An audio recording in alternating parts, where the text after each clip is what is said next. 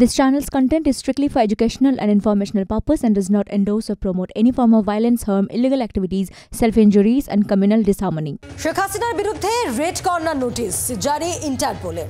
জুলাই অগাস্টে গণহত্যা মামলার প্রধান আসামি হিসেবে নোটিশ জারি করা হয়েছে, এমনটাই জানিয়েছে আন্তর্জাতিক অপরাধ ট্রাইব্যুনালের চিফ প্রসিকিউটর। ঠিক কি জানা যাচ্ছে তাই আপনাদের সামনে বিস্তারিত রাখছি। জুলাই অগাস্টে গণহত্যা মামলার প্রধান আসামি শেখ হাসিনা এবং সেই হিসাবেই এই নোটিশ জারি করা হয়েছে, এমনটাই জানানো হচ্ছে। নোটিশ জারি করে হাসিনাকে ফের আনতে চায় সরকার, এমনটা জানিয়েছেন মোহাম্মদ তাজুল ইসলাম। অত্যন্ত গুরুত্বপূর্ণ, কারণ এবার শেখ হাসিনা তার বিরুদ্ধে এবার রেড কর্নার নোটিশ জারি ইন্টারপোলের।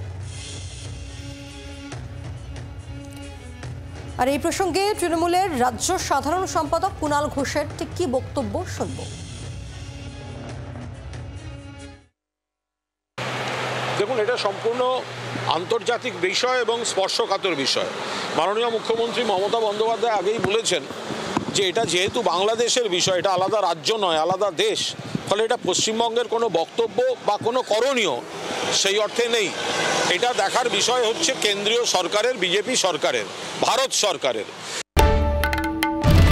বাংলার আওয়াজ, বাঙালির আবেগ, জি 24 ঘন্টা।